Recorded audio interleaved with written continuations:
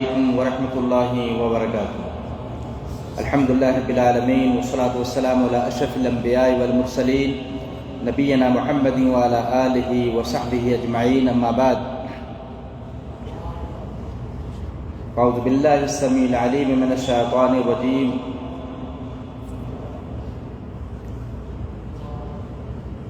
يا أيها الذين آمنوا استعينوا بالصبر والصلاة إن الله مع الصابرين.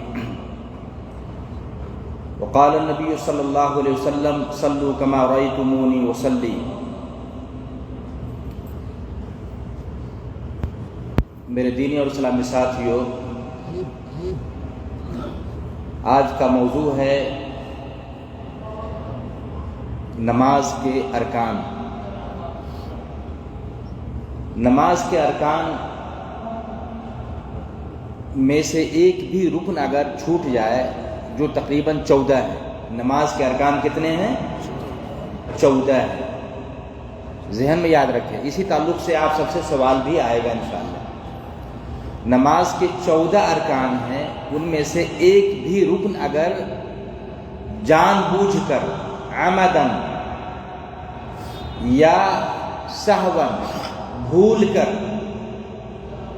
یا غلطی سے ایک بھی رکن اگر 14 ارکان میں سے ایک بھی رکن اگر چھوٹ گیا، نماز نہیں ہوگی. یا جس رکعت میں وہ رکن چھوٹا ہے وہ رکعت باطل ہو جائے گی. جیسے مثال کے طور پر، اگر کوئی شخص رکوع کیے بغیر سجدہ میں چلا گیا، رکوع کیے بغیر سجدہ میں چلا گیا، وہ رکعت اس کی باطل ہوگی. اس کو پھر رکعت پورا کرنا پڑے گا. یعنی مثال کے طور پر، اگر کسی نے بغیر رکوع کیے ہوئے سجدہ میں چلا گیا اور پھر مکمل سجدہ کر کے وہ کھڑا ہو گیا، تو وہ رکعت جس میں رکوع نہیں ہوا ہے، رکوع کا جو ایک رکن ہے وہ چھوٹ گیا ہے، اب دوسری رکعت اس کی پہلی رکعت شمار کی جائے گی. اس لیے کہ پہلی رکعت جس میں رکوع نہیں کیا ہے، وہ رکعت کیا ہو گئی؟ باطل ہو گئی. اس رکعت کا شمار نہیں ہوگا. اس لیے کہ رکوع نماز کے ارکان میں سے کیا ہے؟ رکن ہے. لہذا نماز کے جو 14 ارکان ہے، ان سارے ارکان کا ہم سب کے لیے جاننا ضروری ہے. تو چلیں، نماز کے 14 ارکان میں سے پہلا رکن القیام مع القدرہ، یعنی طاقت کے ساتھ کھڑے ہو کر نماز پڑھنا. اگر ہمارے پاس قوت ہے، طاقت ہے کھڑے ہونے کی، تو کھڑے ہو کر نماز پڑھنا ہمارے لیے ضروری ہے. یاد رکھیں، اگر کسی شخص کو کھڑے ہونے کی طاقت ہے پھر بھی وہ بیٹھ کے نماز پڑھ رہا ہے، فرض نماز، یاد رہے، فرض نماز 5 وقت کی نماز میں سے کسی نماز کو طاقت رہتے ہوئے کھڑے ہونے کی اگر کوئی آدمی بیٹھ کر نماز پڑھے، نماز ہوگی نہیں. کیوں؟ اس لیے کہ انہوں نے رکن کو چھوڑ دیا. اور قیام نماز کے ارکان میں سے کیا ہے؟ رکن ہے. ہاں، اگر کھڑے ہونے کی طاقت نہیں ہے، جیسے کمر میں درد ہے، کھڑا نہیں ہو سکتا ہے، اس قدر بیمار ہے کہ کھڑا نہیں ہو سکتا ہے، یا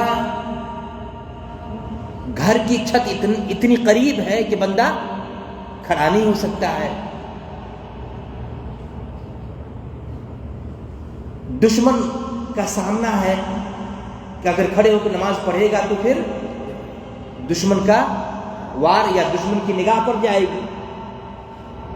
تو ان حالات میں اگر عذر شرعی ہے تو بیٹھ کر نماز پڑھے گا، یا جس حالت میں جتنا وہ کھڑا ہو سکے اتنا کھڑا ہو اور پھر نماز پڑھے گا۔ فاتقوا اللہ ما استطعتم، اللہ نے کہا جتنا ہو سکے اللہ سے ڈرتے رہو۔ تو میرے بھائیو، اس کی دلیل کیا ہے کھڑے ہونے کی؟ کہ یہ کھڑا ہونا یا کھڑے ہو کر نماز پڑھنا نماز کے ارکان میں سے ایک رکن ہے۔ اس کی دلیل اللہ تعالیٰ نے فرمایا حافظوا علی الصلوات والصلاۃ الوسطی وقوموا للہ قانتین۔ اللہ نے فرمایا نماز کی محافظت کرو، نماز کی حفاظت کرو، خاص کر کے بیچ والے نماز کی، یعنی صلاۃ وسطیٰ کی، جس سے مفسرین نے عصر کی نماز مراد لیا ہے۔ وقوموا للہ قانتین، اللہ نے کیا کہا؟ با ادب اللہ کے سامنے کھڑے ہو جاؤ۔ تو کھڑے ہونے کی دلیل ملی ایک۔ دوسرا یہ، اللہ کے نبی پاک صلی اللہ علیہ وسلم نے ایک صحابی رسول کو بتایا، وہ ایک حدیث ہے، راوی ابو ہریرہ رضی اللہ تعالیٰ عنہ بیان کرتے ہیں، وہ حدیث ہے صحیح بخاری کی 757 نمبر کی وہ حدیث ہے۔ عن ابی ہریرہ رضی اللہ تعالیٰ عنہ قال ان النبی صلی اللہ علیہ وسلم دخل المسجد فدخل رجل فصلى فسلم على النبي صلی اللہ علیہ وسلم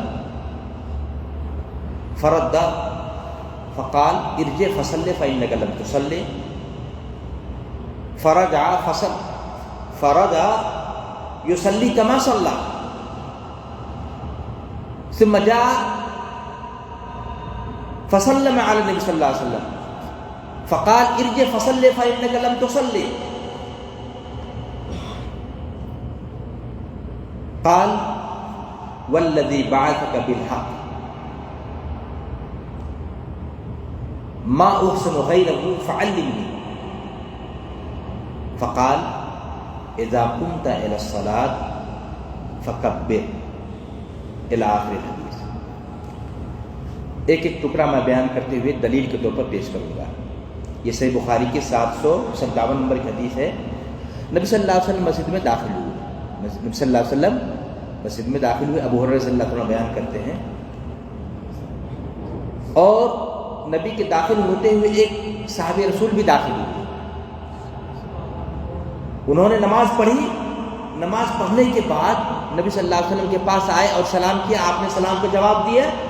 آپ نے اس صحابی سے فرمایا ارجع، لوٹ جاؤ، فصلی فإنک لم تصلی، نماز پڑھو، تو نے نماز نہیں پڑھی۔ دیکھیے اللہ، نماز میں خامی دے کے لیے آپ صلی اللہ علیہ وسلم غلطی پا لیے، خاموش نہیں رہے۔ آپ صلی اللہ علیہ وسلم نے کہا کہ جاؤ پھر اسے نماز پڑھو۔ پھر وہ بندہ دوبارہ نماز پڑھا، پھر آ کے سلام کیا نبی صلی اللہ علیہ وسلم کے پاس، نبی صلی اللہ علیہ وسلم کو سلام کیا، آپ نے سلام کو جواب دے فرمایا کہ ارجع فصلی فإنک لم تصلی، نماز پڑھو، تو نے نماز ہے نہیں پڑھی۔ اللہ، یعنی 3 مرتبہ اللہ کے نبی نے اسے واپس کیا۔ لاسٹ میں انہوں نے کہا اللہ کے نبی والذی بعثک بالحق، قسم ہے اس ذات کی جس نے آپ کو حق کے ساتھ بھیجا ہے، ما احسن غیرہ، اللہ کے نبی اس سے بہتر ہمیں نماز نہیں آتی، فعلمنی، اللہ کے نبی آپ مجھے نماز سکھلائیں، آپ مجھے نماز سکھلائیں۔ اللہ اکبر، یہی تو نماز کی تعلیم کے لیے آپ سب کے لیے پروگرام رکھا گیا۔ اب نبی صلی اللہ علیہ وسلم اس کو نماز کی تعلیم دے رہے ہیں۔ آپ صلی اللہ علیہ وسلم نے فرمایا سب سے پہلے اذا قمت الى الصلاۃ فکبر، جب تو نماز کے لیے کھڑے ہو تو کیا کہو؟ اللہ اکبر کہو۔ اذا قمت، اللہ کے نبی نے کہا جب تو نماز کے لیے کھڑے ہو۔ یہاں کھڑے ہونے کی دلیل ملی، قیام کی دلیل ملی۔ انسان کو چاہیے کہ اگر طاقت ہے تو، قدرت ہے تو بیٹھ کے نماز پڑھے، فرض نماز یا کھڑے ہو کر، ہاں کھڑے ہو کر، اس لیے کہ کھڑے ہو کر نماز پڑھنا، یہ قیام جو ہے کھڑے ہو کر نماز پڑھنا یہ رکن ہے، یہ کسی بھی حالت میں فرض نماز میں نہیں چھوٹنا چاہیے، دلیل اس کی مل گئی۔ اور پھر ایک دوسری حدیث ہے، عمران بن حسین رضی اللہ تعالیٰ عنہ کہتے ہیں کنت بواسیر، کانت بھی بواسیر، فسألت النبی صلی اللہ علیہ وسلم عن الصلاۃ فقال صلی قائما فإن لم تستطع فقاعدا فإن لم تستطع فعلى جنب۔ میرے بھائیوں، یہ حدیث بھی نبی صلی اللہ علیہ وسلم نے فرمایا کہ صلی قائم. عمران بن حسین کہتے ہیں کہ مجھے بواسیر کی بیماری تھی، وہ خون جو آتا ہے پیخانے کے راستے سے، یہ بیماری تھی. تو عمران بن حسین صحابی رسول ہیں، نبی صلی اللہ علیہ وسلم سے پوچھا ہے کہ اللہ کے نبی مجھے بیماری لگ گئی ہے، آپ مجھے نماز کے بارے میں بتائیں. اس لیے جب بھی کچھ مسئلہ ہو پوچھنا چاہیے فوراً اہل علم سے، جیسا کہ صحابہ نے کس سے پوچھا؟ نبی صلی اللہ علیہ وسلم سے. تو آپ صلی اللہ علیہ وسلم نے فرمایا صلی قائم. سب سے پہلے کہا کہ کھڑے ہو کر نماز پڑھو، کھڑے ہو کر نماز پڑھو. فَإِن لَمْ تَسْتَطِعْ فَقَاعِدًا. اگر کھڑے ہونے کی طاقت نہ رکھتے ہو تب جا کے فقاعدن کیا ہو کر کے بیٹھ کر نماز پڑھو. اگر بیٹھنے کی بھی طاقت نہ ہو تو پہلو کے بل نماز پڑھو.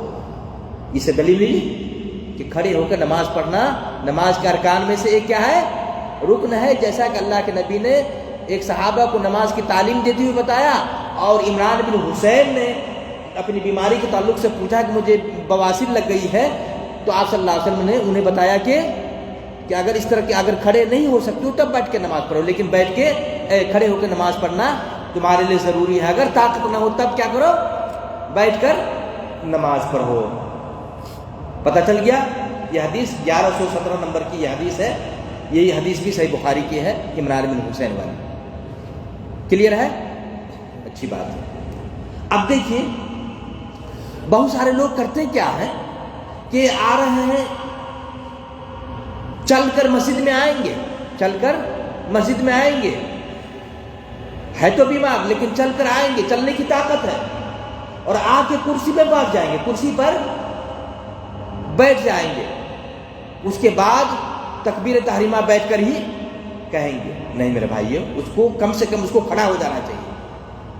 آپ مسجد میں چلتے ہوئے آئے ہیں، اتنی طاقت ہے آپ کو، کوئی مہمان آ جائے، کوئی گیسٹ آ جائے، کسی سے بات چیت کرنا ہو تو آپ کھڑے ہو کے بات کریں گے. لیکن یہاں جو ہے آپ کو کھڑا ہونا ہے، کم سے کم تکبیر تحریمہ کے وقت کھڑا ہونا ہے. تو اس وقت بھی آپ کھڑے نہیں ہو رہے، بیٹھے ہوئے ہیں، اور اس وقت آپ نے تکبیر تحریمہ کر دیا. تو آدمی کو جتنے کھڑے ہونے کی طاقت ہو، چاہے پورا یا تھوڑا سا کم، جتنی طاقت ہو اتنا کھڑا ہونا چاہیے.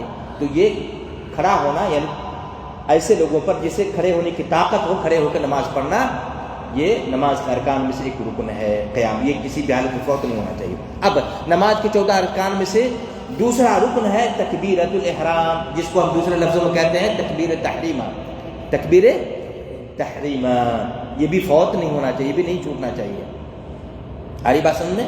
ہاں، تکبیرۃ الاحرام. اس کی بھی دلیل وہی حدیث جس حدیث میں ذکر ہوا ہے کہ ایک صحابی رسول آئے، نماز پڑھے، اور نبی صلی اللہ علیہ وسلم کے پاس جا کے سلام کیے.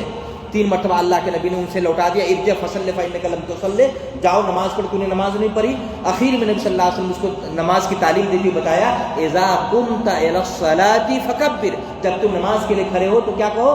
اللہ اکبر کہو، تکبیر تحریمہ. دلیل ملی؟ یعنی نماز میں پہلی مرتبہ اللہ اکبر جو ہم لوگ کہتے ہیں، اس تکبیر کا کیا نام ہے؟ تکبیر تحریمہ، جو رکن ہے. کیا ہے یہ؟ رکن ہے. یہ کسی بھی حالت میں جان بوجھ کر یا بھول کر یا غلطی سے نہیں چھوٹنا چاہیے. اس کی دلیل وہ حدیث جو میں نے پیش کی ہے. اچھا، اسی طریقے سے ایک دوسری حدیث بھی آتی ہے، ابو داؤد کی 61 نمبر کی حدیث ہے. اللہ کے نبی صلی اللہ علیہ وسلم نے فرمایا تحریمها التکبیر و تحلیلها التسلیم، کہ تکبیر تحریمہ سے جتنی بھی ساری چیزیں نمازیوں کے لیے حلال تھی نماز سے پہلے، نماز میں داخل ہونے سے پہلے، جیسے ہی اللہ اکبر کہہ دیا، تکبیر تحریمہ کہہ دیا، ساری چیزیں کیا ہو گئی؟ حرام ہو گئی.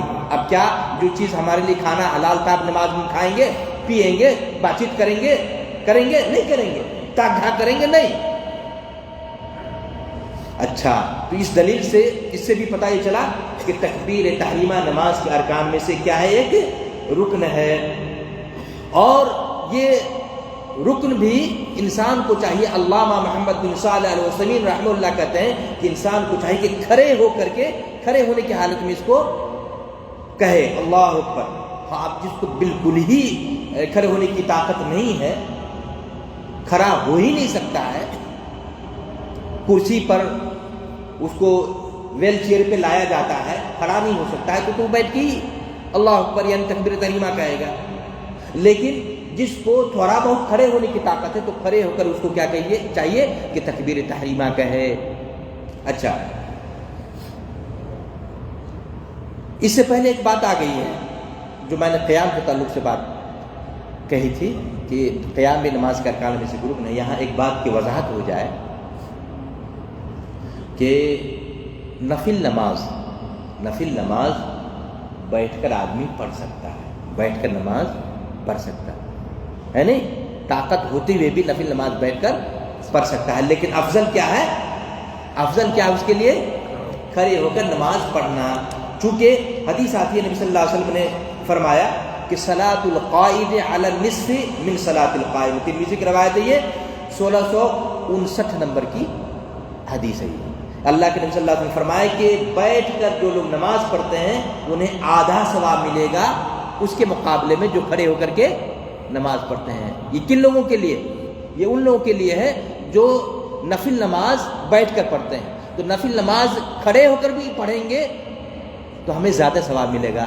جائز ہے نفل نماز، نوافل ہم بیٹھ کر پڑھ سکتی ہیں، جائز ہے طاقت ہوتے ہوئے بھی، لیکن طاقت ہوتے ہوئے بیٹھ کر قیام کی قدرت اور طاقت ہے، ان حالات میں کھڑے ہونے کی طاقت ہے، بیٹھ کر نماز پڑھ سکتے ہیں نہیں۔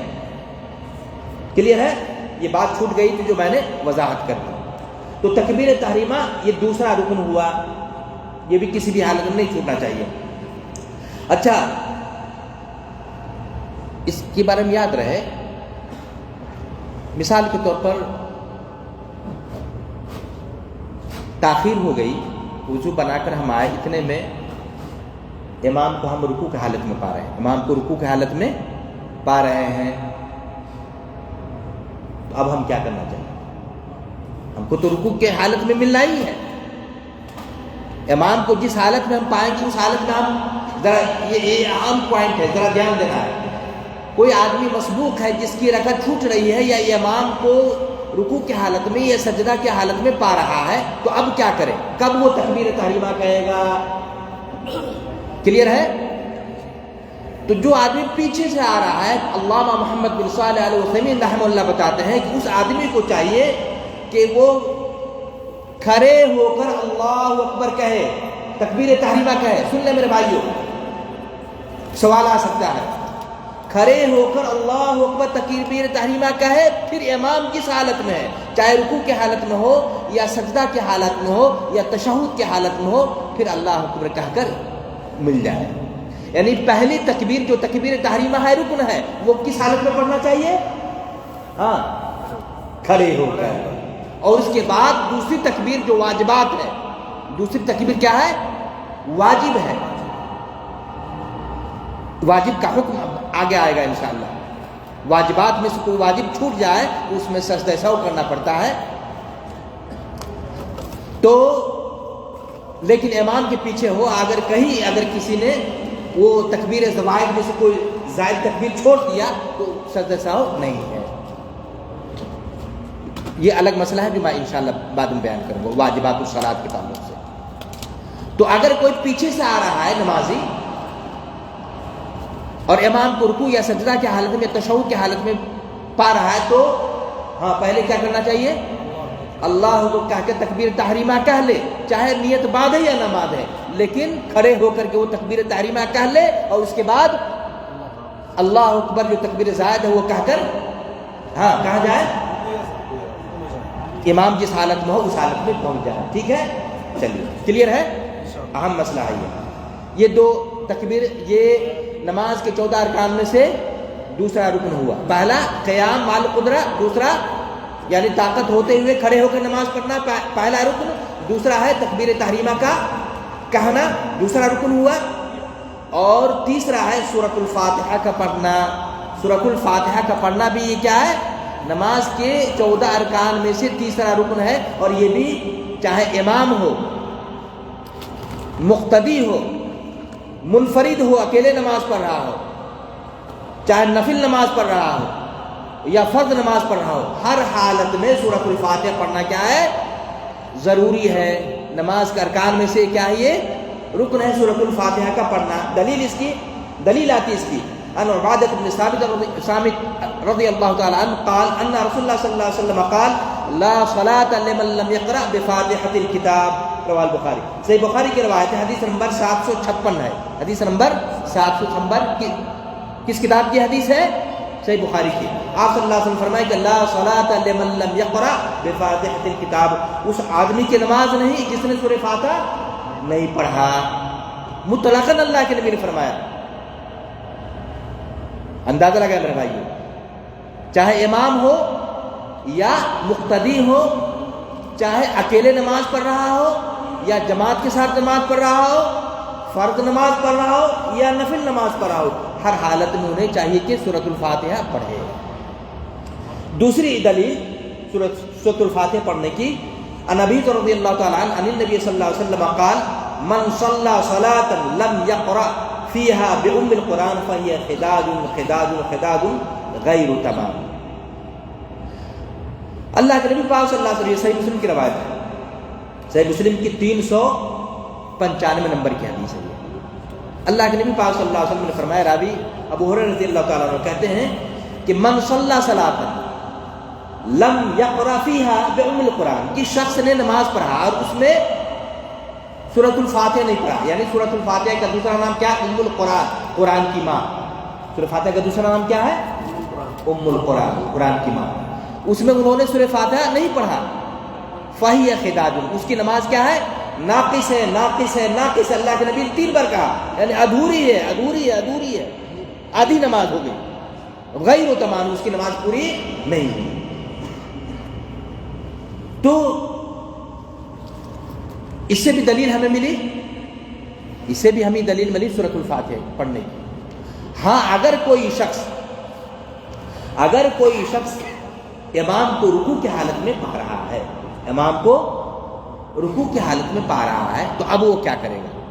سن لیں میرے بھائیو, امام کو اگر آدمی وضو بنا کے آیا, اتنے میں امام صاحب کو پا لیا رکوع میں, تو کیا وہ کھڑے ہو کے سورۃ فاتحہ پڑھے گا تب جا کے اس میں ملے گا؟ نہیں.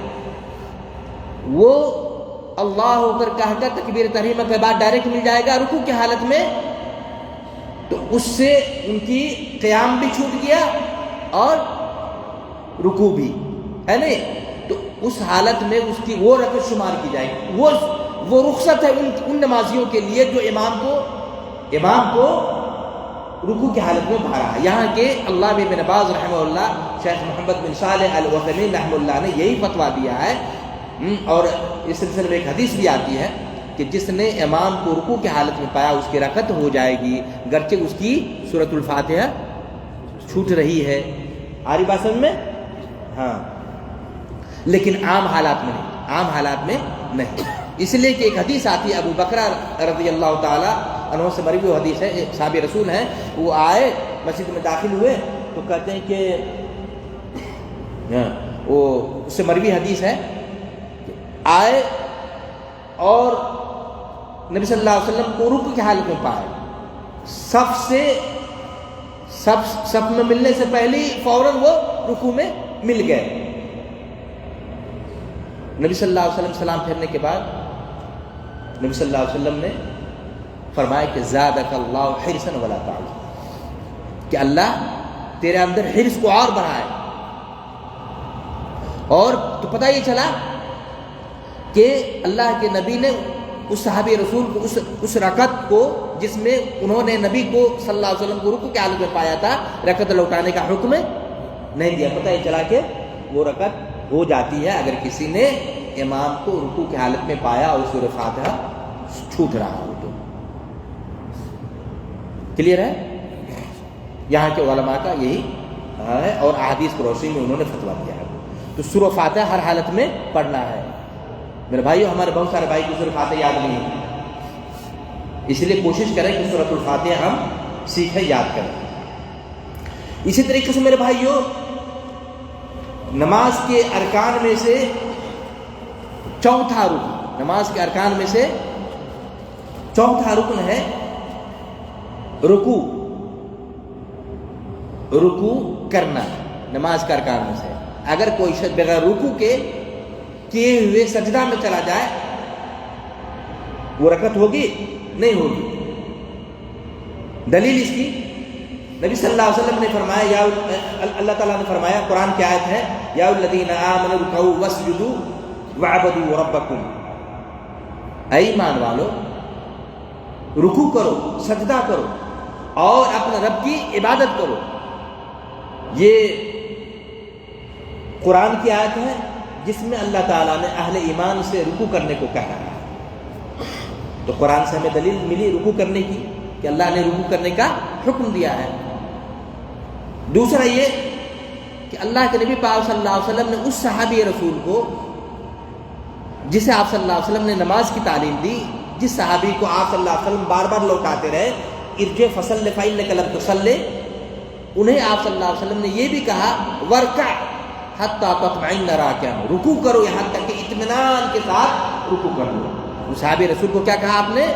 जब कहा इज़ा कुमता इला सलात फकब्बिर सुम्मा क़रा मा तयस्सरा मअका मिनल कुरान, जब तुम नमाज के लिए खड़े हो तो तकबीर तहरीमा कहो, कुरान जो याद हो पढ़ो, सुम्मर का आप सल्लल्लाहु अलैहि वसल्लम फरमाया फिर रुकू करो, हत्ता तत्मइन्न राकिअन, यहाँ तक कि इत्मीनान के साथ रुकू कर लो।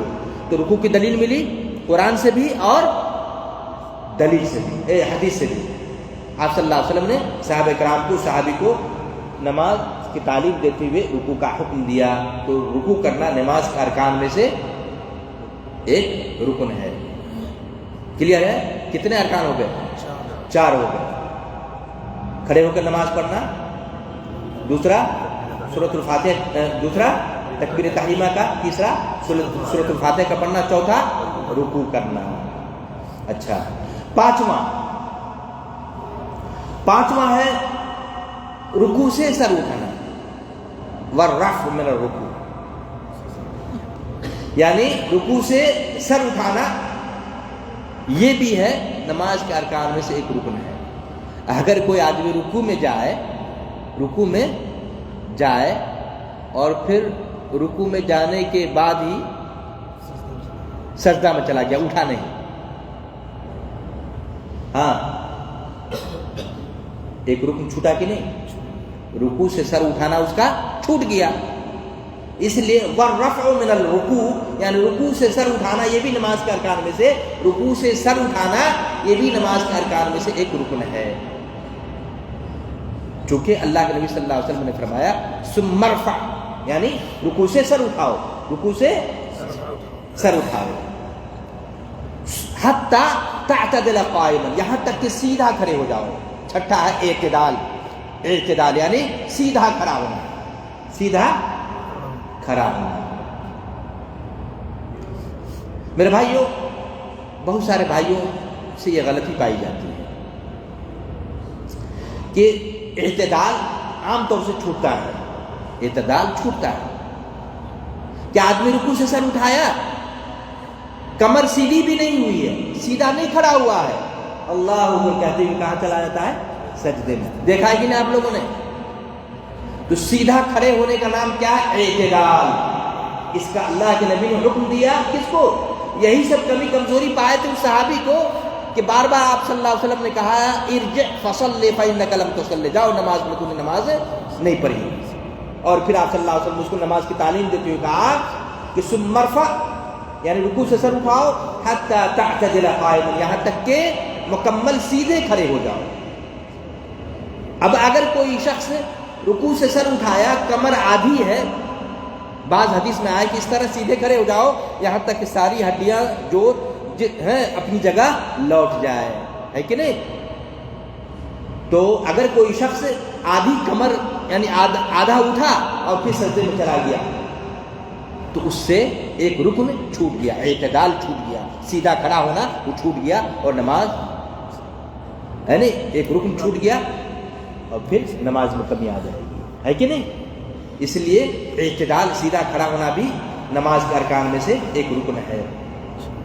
मेरे भाइयों, बल्कि अल्लाह के नबी पाक सल्लल्लाहु अलैहि वसल्लम बताते हैं ऐसे नमाजी, जो नमाजी मुकम्मल रुकू और सजदा नहीं करते हैं तो कहते हैं वो चोर है, वो चोरी करता है नमाज के अंदर। अल्लाह के नबी ने फरमाया कि अस्वाउन नास सरिक़तन अल्लज़ी यसरिक़ु मिन सलाती, अल्लाहु अकबर, सबसे बुरा चोर, سب سے برا چور وہ ہے جو اپنی نماز سے چوری کرتا ہے۔ صحابہ کرام نے کہا قالوا یا رسول اللہ وکیف یسرق من صلاتی، اللہ کے رسول کوئی نماز میں چوری کرے گا وہ کیسے چوری کرے گا؟ مال سے چوری تو معلوم ہے، مال لوٹ لیتا ہے، چوری کرتا ہے، لیکن نماز میں کیسے چوری کرے؟ اللہ کے نبی نے فرمایا کہ لا یتم رکوعها ولا سجودها، کہ مکمل رکوع نہیں کرتا، مکمل سجدہ نہیں کرتا، ایسا شخص کیا کرتا ہے؟ نماز سے وہ چوری کرتا ہے۔ یا ایک حدیث میں ہے کہ لا یقیم صلبہ فی الرکوع والسجود، یعنی اپنی پیٹھ کو سیدھا کرا نہیں کرتا ہے رکوع میں، ہے کہ نہیں؟ تو اس طرح اچھا، اسی طرح میرے بھائیوں نماز کے ارکان میں سے ایک رکن ہے سجدہ کرنا، 7 ہڈیوں پر سجدہ کرنا، ہے کہ نہیں؟ اللہ نے فرمایا یا الذین آمنوا ارکعوا واسجدوا، ایمان والو رکوع کرو سجدہ کرو۔ اس آیت کے اندر اللہ نے کس بات کا حکم دیا؟ سجدے کا حکم دیا، سجدے کا حکم دیا۔ قرآن سے دلیل مل گئی سجدہ کا، سجدہ کرنا نماز کے ارکان میں سے ایک رکن ہے۔ اور آپ صلی اللہ علیہ وسلم نے اس صحابی رسول کو بھی حکم دیا جنہیں نماز کی تعلیم دے رہے تھے، آپ نے فرمایا ثم اسجد حتی تطمئن ساجدا، پھر سجدہ کرو یہاں تک کہ اطمینان کے ساتھ سجدہ کرو۔ تو سجدے کی دلیل مل گئی۔ اب 7 ہڈیوں پر سجدے کی دلیل ملتی ہے، اس میں کمی آتی ہے۔ اللہ کے نبی صلی اللہ علیہ وسلم فرمایا امید تو ان اسجد علی 7 اعظم، اللہ کے نبی صلی اللہ علیہ وسلم نے کہا کہ مجھے 7 ہڈیوں پر سجدے کرنے کا حکم دیا ہے، ان میں سے کیا ہے؟ علی الجبہہ، پیشانی پر، اس میں پیشانی اور ناک دونوں شامل ہے، ایک ہوا یہ، ایک ہوا۔ اس کے بعد کہتے ہیں کہ والیدین، دونوں ہاتھ ہوا، کتنے ہوئے؟ 3۔ اس کے بعد رکبتین، کتنے ہوئے؟ 5۔ اور واطراف القدمین، یعنی پاؤں کی انگلیاں، یہ کتنے ہو گئے؟ بہت سارے بھائی پاؤں کو کیا کرتے ہیں؟ پاؤں پہ پاؤں رکھ لیتے ہیں، زمین سے نہیں ملاتے ہیں، ایسا ہوتا ہے کہ نہیں؟ تو یہ سب ہونا چاہیے۔ بہت سارے لوگ پیشانی ملاتے ہیں اور ناک نہیں ملاتے ہیں، ناک ملاتے ہیں یہ اٹھائے رکھتے ہیں، یہ سب بھی ہے نہیں۔ وہ اطراف اپنے یدین کا ذکر ہے، یعنی دونوں ہاتھ، یہ اور یہ نہیں ملانا ہے جو نماز کی کیفیت میں آئے گا، اس لیے کہ اللہ کے نبی صلی اللہ علیہ وسلم نے فرمایا کہ اپنے بازو کو کتے کے پھیلانے کی طرح نہ پھیلاؤ۔ تو یہ نماز کے ارکان میں سے ایک رکن کیا ہے؟ سجدہ، ٹھیک ہے؟ اور یہ رکن بھی نہیں فوت ہونا چاہیے۔ اچھا، 7واں رکن ہے میرے بھائیوں سجدے سے سر اٹھانا، سجدے سے سر اٹھانا، یہ بھی نماز کے ارکان میں اللہ کے نبی نے فرمایا ثم ارفع حتی تطمئن جالسا، حتی تطمئن جالسا، رکوع سے سر اٹھانا بھی نماز کے ارکان میں سے ایک رکن ہے، نماز کے ارکان میں سے کیا ہے؟ رکن ہے۔ پھر نماز کے ارکان میں سے ایک رکن ہے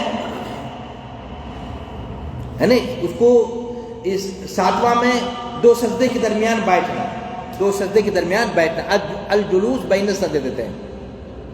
نماز کے ارکان میں سے 8واں رکن 2 سجدے کے درمیان کیا ہے؟ بیٹھنا، جس میں ہم لوگ کیا پڑھتے ہیں؟ اللہم اغفر لی وارحمنی واہدینی وعافنی وارزقنی، پڑھتے کہ نہیں؟ تو 2 سجدے کے درمیان بیٹھنا یہ کیا ہے؟ نماز کے ارکان میں سے ایک رکن ہے۔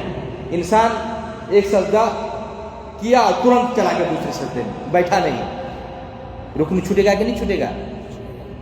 اور یہ بھی کبھی دیکھی جاتی ہے، تو ایسا بھی نہیں ہونا چاہیے۔ نماز کے ارکان میں سے ایک رکن ہے رکوع سجدے سے سر اٹھانا، اور 8واں رکن ہے 2 سجدے کے درمیان بیٹھنا، یہ نماز کے ارکان میں سے ایک رکن ہے۔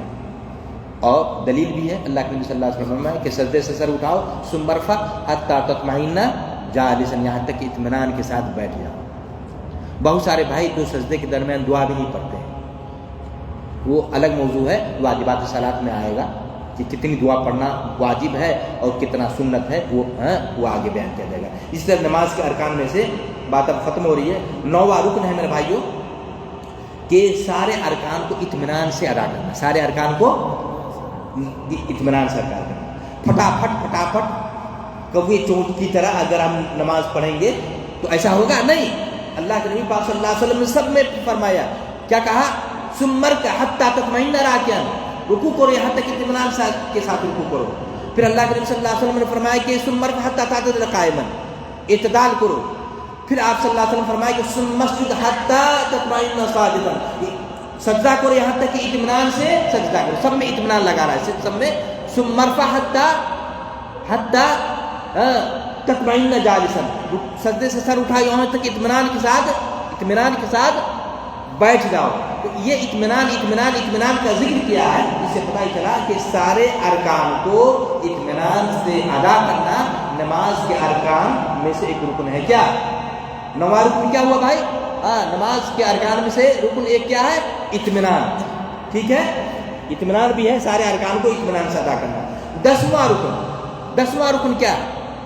नमाज के अरकान में से सारे अरकान को तरतीब के साथ अदा करना, तरतीब के साथ। इसलिए कि अल्लाह के नबी सल्लल्लाहु अलैहि वसल्लम फरमाया इत्मीनान के साथ कहा सुम्मरका हत्ता तत्मइन्ना राकिअ, सुम्मा का जिक्र आया। फिर रुकू से सर उठाओ, फिर सजदा करो, फिर सजदा से सर उठाओ, फिर दो सजदे के दरमियान बैठो। ये अल्लाह के नबी क्या बता रहे हैं? तरतीब बता रहे हैं। क्या बता रहे हैं? तरतीब। अगर कोई शख्स रुकू से पहले सजदा में चला जाए होगा, यानी सजदा पहले रुकू बाद में होगा, है नहीं? जो तरतीब है, ये तरतीब नमाज का अरकान में से क्या है? रुकन है, और ये नहीं छूटना चाहिए। क्लियर है? अच्छा, इसी तरह मेरे भाई, तो ये 10वां हुआ, ये 10वां हुआ। और मेरे भाइयों 11वां रुकन है नमाज के अरकान में से, 11वां रुकन है तशहुद आखिर, आखिरी तशहुद नमाज के अरकान में से क्या है? एक रुकन है। और आखिरी तशहुद में जो पढ़ते हैं अत्तहियातु लिल्लाहि व सलावातु व तय्यबात, ये पढ़ना।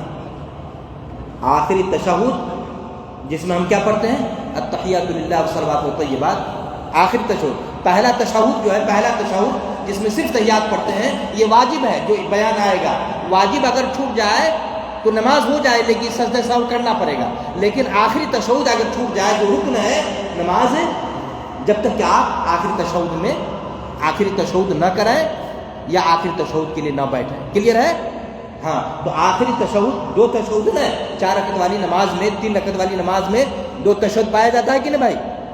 तो ये लास्ट वाला तशहुद क्या है? ये रुकन है कि वाजिब है? रुकन है।